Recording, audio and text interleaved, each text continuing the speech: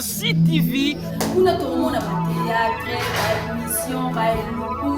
Musical, political, chronical, sportical, karatécal, nyonso na Rosie News TV. Abonnement basabonaka kaka. Osabone, oke na notification. Kuna nde sika makambo elali bébé Rosie News TV.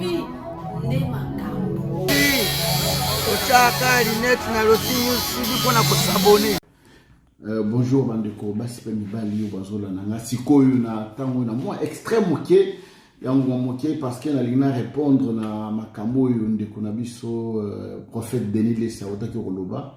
na répondre ka parce que eza na phrase mo journaliste atuna ki alobi ndenge William Bongo basoni bakanke na bakizamina n'est pas le bon na lobby yango na zoloba yango ça dit qu'a confirmé que na biso peto William Bongo Kabila en tout cas na sepere d'abord na courage à Denis Lesi ya koloba kabiso a passer tout changer mais surtout nous tout changer il faut tout ba à solo vérité ya on l'a tabac sous liberté mais je reconnais une chose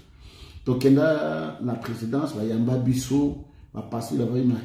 une tout ça au moins 15 pasteurs na robima ba pesa biso ticket bango ba tikala Denis Lesi na général Soni Kafuta balande biso na ba enveloppe ba pesa na moto $1000 ba pesa pour na carburant so ba payer comme peut être mais ba pesa $1000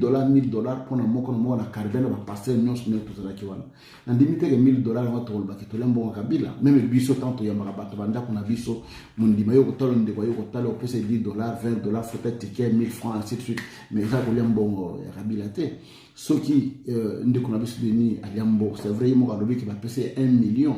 et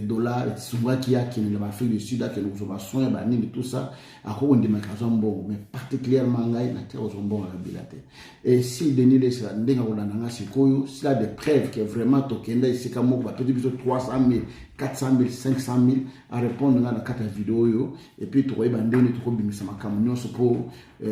batwaza la sincère makamyo to ndikoloba tant que ça dans un de basso to la tabat mususu ba berté to la tabat sous makambote ke bango pe bazwa non asa la saison non ngai mutu tel to kena place tel to liambo wana et pour la deuxième fois exact na manifestation il faut pas ça là to za une réunion na bureau à passer qui Bosco Kindomba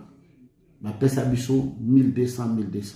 on est qui anime $1000 pour la biso batoza na ba chaîne de télévision pour la publicité il y a la prière oyo et lingaki ko sala manamboka alors ba foot na cette chaîne de télévision $1000 ba pesa $1000 pour la chaîne na télévision RTP ba pesa Denis Lesi $1000 pour la chaîne ya télévision ba pesa mo kuna $1000 pour la chaîne na ye ba pesa général Sony ba pesa 15 ba bazali ba chaîne de télévision et après ba pesa na moto $200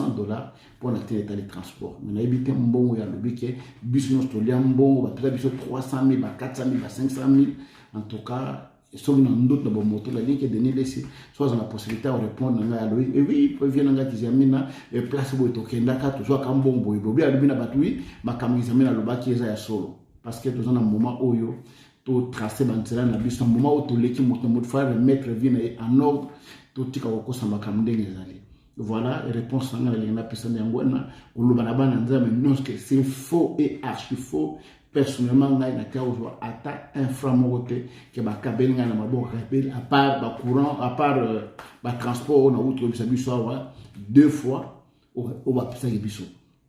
mais je reconnais bandeko yo par exemple na Côte d'Ivoire bazaki na président Bagbo baliambo au monde batonga bandako batonga ba église na kena na Gabon ba bazaki na bandako ba na contact na président batonga bandako batonga ba église mais mbongo yo Kabila pesa biso a passer à Congo Kinshasa to kundana mabele to chango na nzete to chango wape to sala na ngoni c'est faux et archi faux ça c'est une flatterie de mauvais goût merci.